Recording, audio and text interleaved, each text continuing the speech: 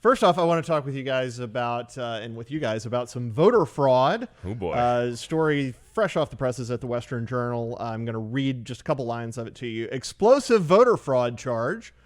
8,000 fraudulent voter registration applications in L.A. County. They came from just 2 men. 2 men are accused of submitting more than 8,000 fraudulent voter registration applications in Hawthorne, California, according to a criminal complaint filed against them.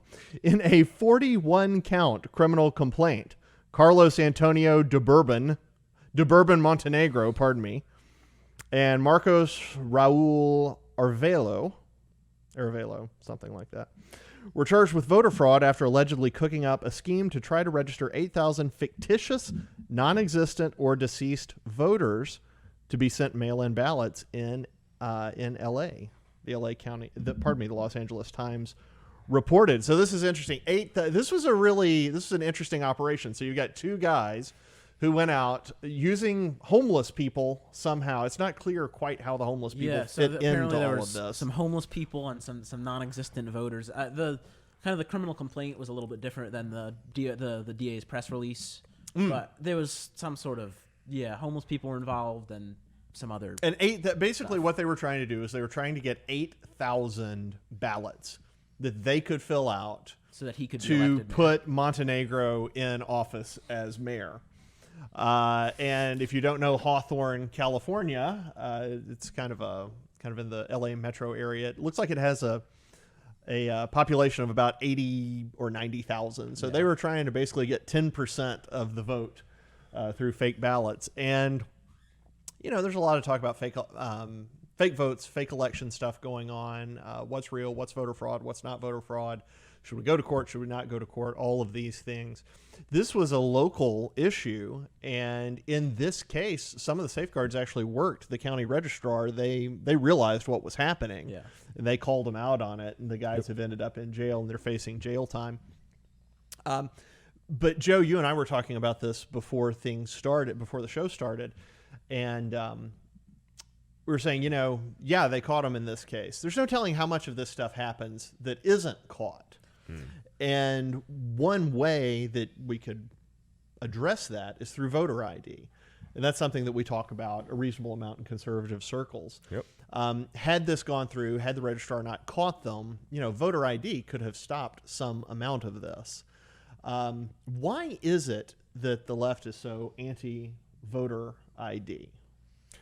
I mean, real quick, you said this is something we talk about in conservative circles. I honestly think this is something that's talked about in most moderate circles too. I do think that's fair. Very strictly the left that just hates the idea of voter ID. And Joe and it's again, we were talking about this earlier. Joe and I were talking about the most common complaint you hear is that voter ID laws are racist. They disenfranchise the people of minorities, people who've have criminal records, like it would negatively impact them. Not criminal records so much, because I think it's just a ID thing. So I think that's a separate thing if you have a criminal record, whether or not you're allowed to vote. All right, well. They're both types of voter suppression is what alleged vote, accused of voter suppression. And I think the left just knows that it's really hard for them to win elections without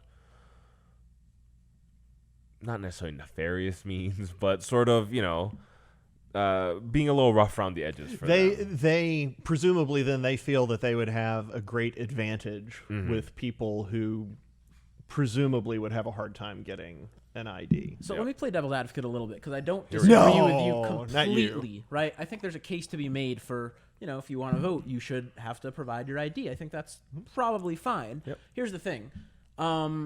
Civil liberty groups will say that the reason that voter ID is not good is because the people who do not have IDs tend to be lower income. They tend to be, in many cases, minority, because unfortunately minority people on average make less money than non-minority people, which I think is terrible. But that's the argument, and they try to use that to say, well, it's racist, which is not necessarily the case, because I think that you can say, look, it's not good that a lot of people can't afford to pay $100 or $200 to get an ID, right? There's a lot of hoops you have to go through. You have to pay money to get an ID. You have to pay money to get a state ID. Yes. I did not know that. Yeah. I mean, so it costs, you have to pay money to get a passport, basically, right? Like, yeah. In order to get a passport, but I didn't have to pay. I don't think I had to pay Arizona anything for my driver's license. You Anyway, can, there you may can be fact check me on that, there may but be states where it's there like that, is. sorry. I'm pretty sure you have to pay in most states to get an ID, right? You have to pay. There's hoops you have to go through. You have to go to the DMV. You have to go, to do whatever. If you have, let's say you work an hourly job where you can't really afford to miss all that much time and you're raising kids at the same time, I think there's a case to be made for saying, look, it's hard for people to get ID. We should remove some of the bureaucratic hoops, and we should stop letting the government charge us so much for something that we ought, for something that they're saying, look, you have to get an ID to vote, which is fine, but then they're also saying, and you have to pay us to get that ID. That's basically saying you have to pay to vote, which I don't like. That's like a poll tax. What if we just said, look, we want you to get an ID, but we're not going to make you pay for it, and we're going to make it a lot easier for you to get an ID? And I think that kind of makes everyone happy, right? Do you think I think you and I talked about this a couple weeks ago.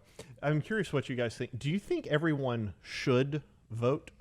Well, I think everyone should have the right to vote. That's a different question. Then. I did Do you not think everyone vote. should vote? I think that if you don't feel like the candidates accurately express their views, if you don't feel like they did enough to earn your vote, then you have no.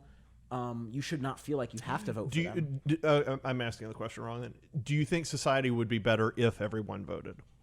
Because you get around election time and you see all of these pushes, get out and vote. Oh, do your civic responsibility. Everybody proudly, except for me, wears the stupid I voted sticker. I think if less Do you people, think society would be better off if more people voted? Yeah, I don't think it would be better off. I think that ideally, educated people would vote. People who, not even just educated, people who know what the issues are. That being said, I would never people say... who have common sense, who are reasonable. Right, I would never say, okay, look, I'm going to be the arbiter of who has common sense and who is reasonable. Right, I think it's important that if you're a stupid idiot, that you're still able to vote.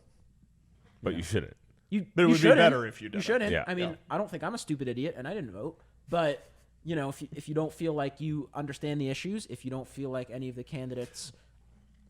go along with what you believe, then I've just never understood this idea that somehow the country is better off when more people vote, when everyone votes. And I know we're getting a little bit far afield from what we were talking about earlier, but I've wanted to discuss this with you, and I think it's an interesting thing. There's just this assumption out there, especially in the media, that, we're all better off when we all vote. And it's just like, gosh, first off, I don't know that I want anybody in the extreme elite.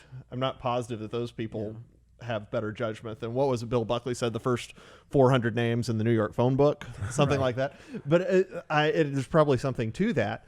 But it's just not at all clear to me that we're better off because more people I think we're better off if more people are educated and thus vote. Right. But it's that first part that's Right. so hard to get to, and we don't have any evidence that that's really happening. I mean, when you look at education statistics, and you go out and you interview people and ask them what's going on in the world, and they're just incredibly ill-informed. It worries me that those people are voting, and the people are telling those people to vote. Those people are presumably impressionable too. The right. And when a Kardashian says, "Oh, you need to go vote," they I need to go vote.